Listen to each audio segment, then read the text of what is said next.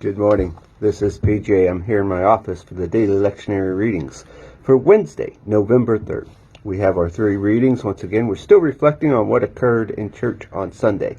We continue in Psalm 51 for our last day. I love this psalm. Then our Old Testament reading is Micah 6, 1 through 8, which includes some of my favorite scripture out of the Bible.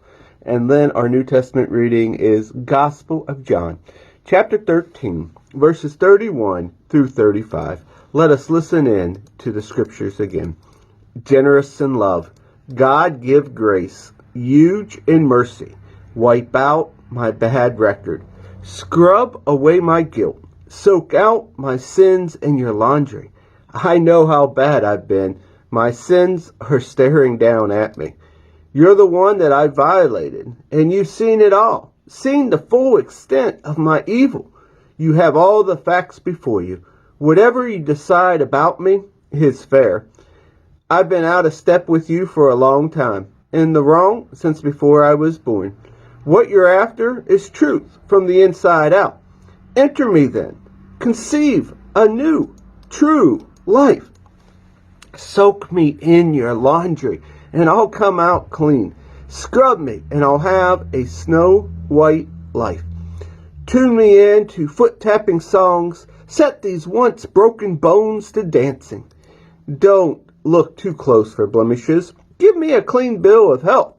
God, make a fresh start in me. Shape a genesis weak from the chaos of my life. Don't throw me out with the trash or fail to breathe holiness in me. Bring me back from the gray exile. Put a fresh wind in my sails. Give me a job teaching rebels your way so the lost can find their way home. Commute my death sentence. God, my salvation God, and I'll sing anthems to your life-giving ways. Unbutton my lips, dear God. I'll let loose with your praise. Going through the motions don't please you. A flawless performance is nothing to you. I learned God worship when my pride was shattered. Heart-shattered lives ready for love. Don't for a minute escape God's notice. Make Zion the place that you delight in. Repair Jerusalem's broken down walls. Then you'll get real worship from us. Acts of worship, small and large, including all the bulls that they can heave onto your altar.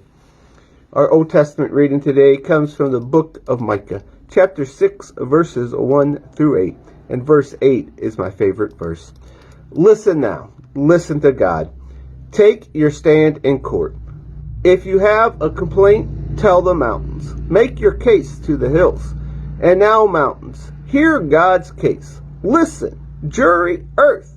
For I am bringing charges against my people, and I am building a case against Israel.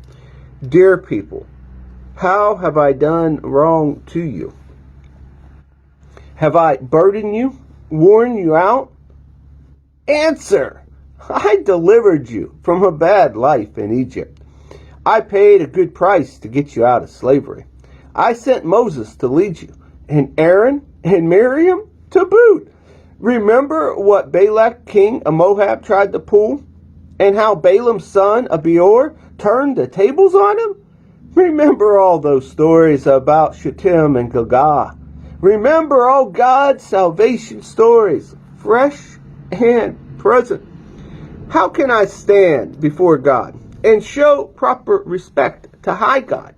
Should I bring an armload of offerings topped off with yearling calves?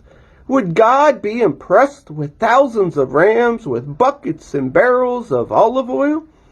Would he be moved if I sacrificed my firstborn child, my precious baby, to cancel my sin? But he's already made it plain how to live and what to do.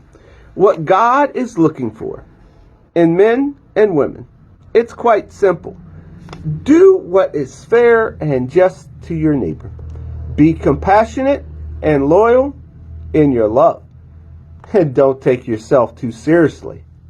Take God seriously. Our New Testament reading comes from the Gospel of John, chapter 13, verses 31 through 35. And here we go. When he had left, Jesus said, "Now the Son of Man is seen for who he is, and God seen him for who he is in him. The moment God is seen in him, God's glory will be on display. In glorifying him, he himself is glorified, glory all around. Children, I am with you for only a short time longer. You are going to look high and low for me. But just as I told the Jews, I'm telling you, where I go, you are not able to come. Let me give you a new commandment. Love one another. In the same way, I loved you. Love one another. This is how everyone will recognize that you are my disciples, when they see the love that you have for each other." And here ends our readings for the day. Happy Wednesday.